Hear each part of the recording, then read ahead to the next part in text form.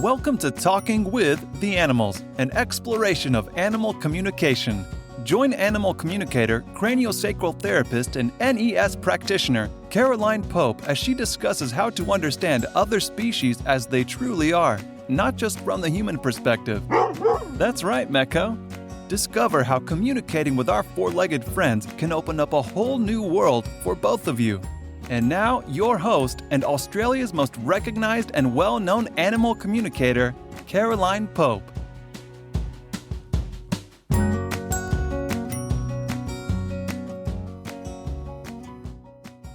Hello and welcome to another episode of Talking with the Animals.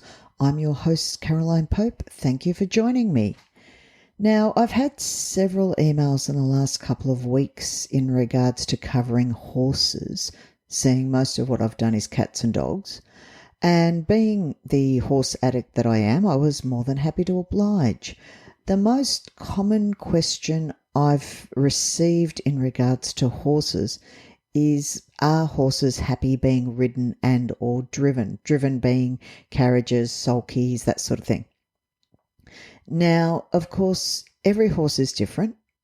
Some horses love being ridden, some horses don't. Generally, those that don't, it's pain. Horses can't vocalize. A cat will yell, a dog will yelp. Horses can't. They don't vocalize like that. And that's one of the big problems for them, is not vocalizing pain. And horses showing pain, the signs can be incredibly subtle. So if people say your horse is bad, or, something like that, teach it who's boss. Tell the people to go shove it, preferably where the sun doesn't shine, and start really looking at your horse, because no animal, horses included, will make life more difficult for themselves than they have to. So if you're asking them something and asking it clearly, and they can understand what you want but they're not doing it, there's always a reason for that. And sadly, most of the time, that is pain. Now, we've been riding and driving horses for many years, many generations. Some people don't realise that a lot of what they see now in dressage and polo and all those sorts of things come from working and from war. A lot of the Western stuff that's done now, that all goes back to when people were riding horses, utilising them to draft cattle, sheep, those sorts of things. Dressage, a lot of the stuff, the airs above the ground and all the things you see, they actually come from war, where the horse was jumping over the enemy's heads, or where they're kicking out with their back legs was to actually kill someone, or stomping with their front legs. That's all coming from war. Polo, lovely, remarkably civilized game, actually used to be, the ball used to be the enemy's head. So we've used the horse a lot for various things, and some of them were actually quite bloodthirsty. Now, a lot of people don't realise that a horse's skeleton isn't fully grown till the age of 5 or 6. And of course, when you look at the ridiculous thing that people do with racing and Western futurities with 2-year-olds, the bone isn't fully formed. You're not going to ask a 10 or 12-year-old to do bodybuilding, and yet this is what we do with our horses. So if you're looking to get a horse to ride for many years, let them grow up. Don't start them under saddle till 4. The bigger ones, possibly 5. It doesn't mean you can't handle, you can't get them life experience, but don't stress their body. As with people, different riders have different capabilities. Different horses have different capabilities. Not every horse is going to be able to do endurance in the same way not every person is going to do marathon running. And just because you can run a marathon may not mean you enjoy doing so. Horses are no different, so try and find what motivates your equine friend. One of the big problems I see with showing in particular, and also eventing is it's often done at the horse's expense. I've seen people put their horses into 6, 8, 10, 12 shows or performances in as many weeks over what they call the season because they want the ribbons. Now, that horse may pull up sore, doesn't matter, they'll inject it with cortisone, off we go again. Short term, horse will do it. But what happens long term? It's the same as these horses I see for Western, for example, that are doing skid stops, which is just horrendous at the age of 2 or 3. They're broken down by the age of 8.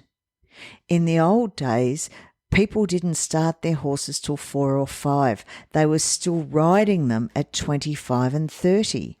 You're lucky to find a 25 or 30-year-old thoroughbred today.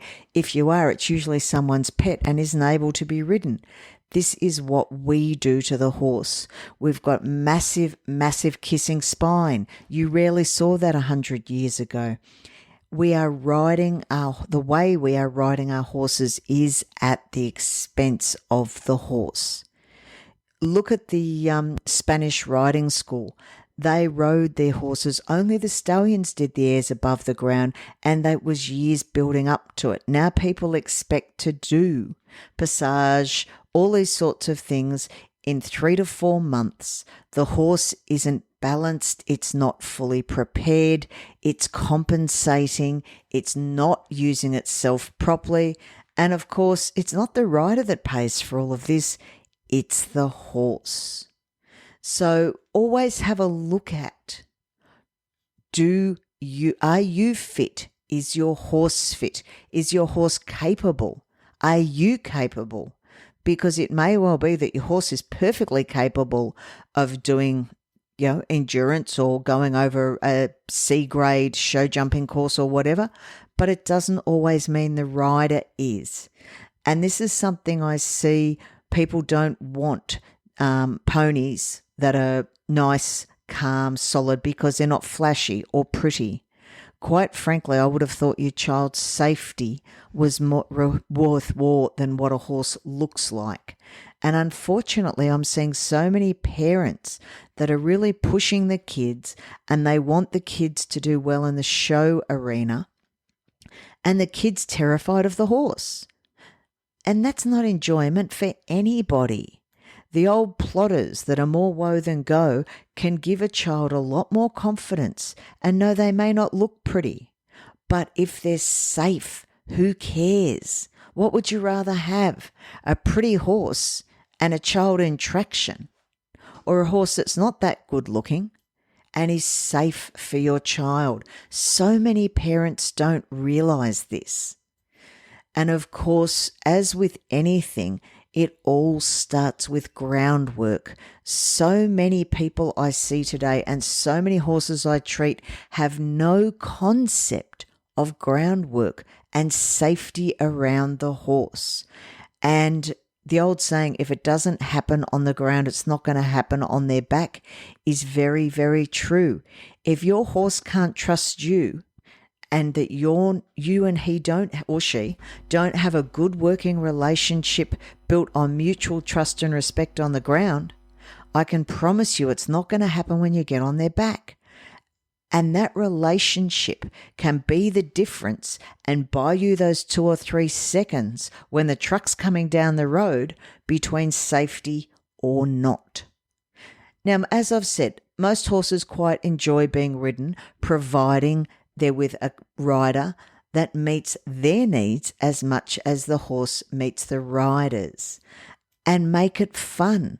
I've seen horses that have never got out of a dressage arena or a menage for 2 or 3 years. They've never gone on a trail ride. They never do anything different. It's in, do a pattern for dressage, out, back in the shed or paddock. Now, what kind of life is that? Yes, absolutely do some, but take your horse out. Make life fun. So many people in the horse world I see get caught up on getting the next proverbial ribbon and forgetting to enjoy themselves. And not just themselves, the horse needs to enjoy it too. Now, if your horse isn't 100% sound, or if it's sour And so many horses I see are sour because of the way they've been ridden. Try changing things around. Swagman's not sound, so I'm using equine trick training to do his physiotherapy.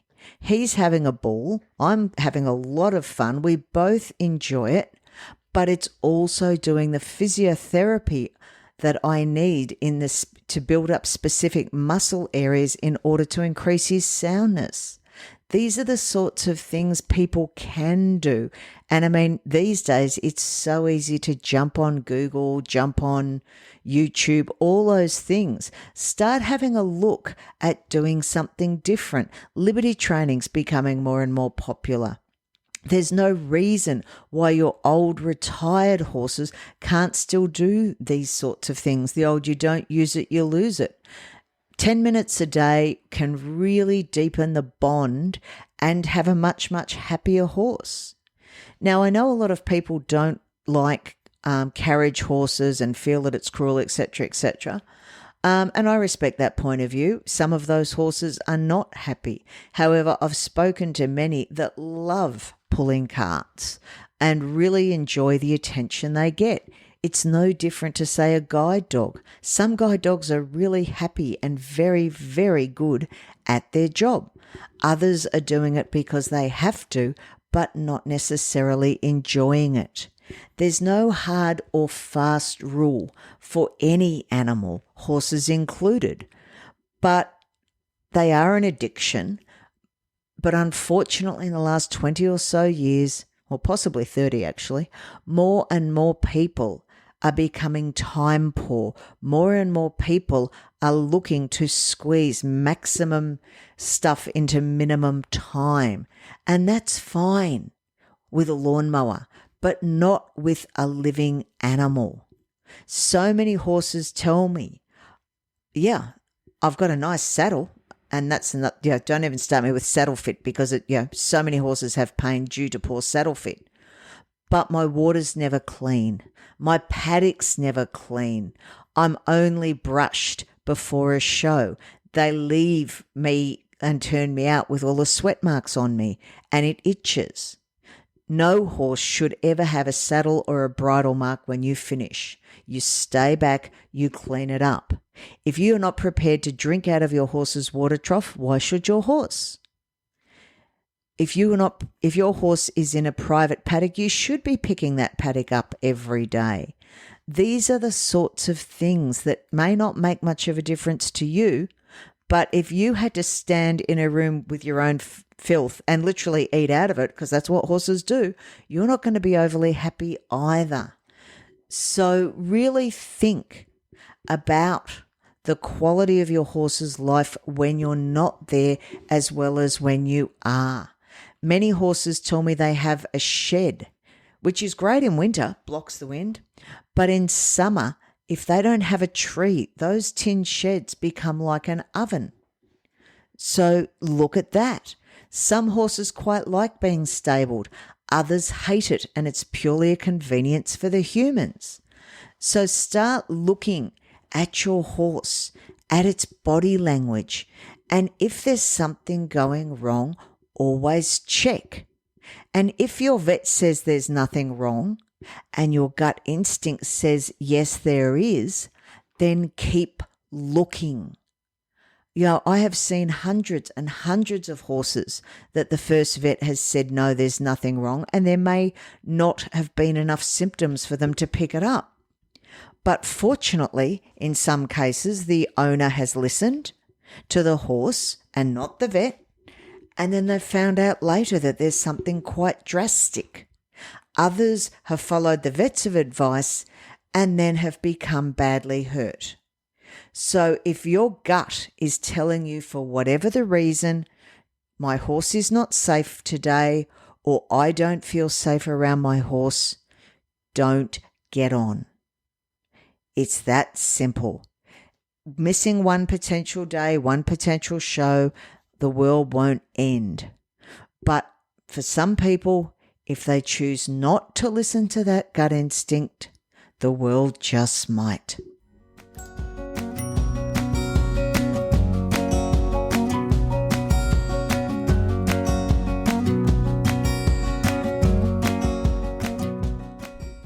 Thank you for listening to this episode of Talking with the Animals.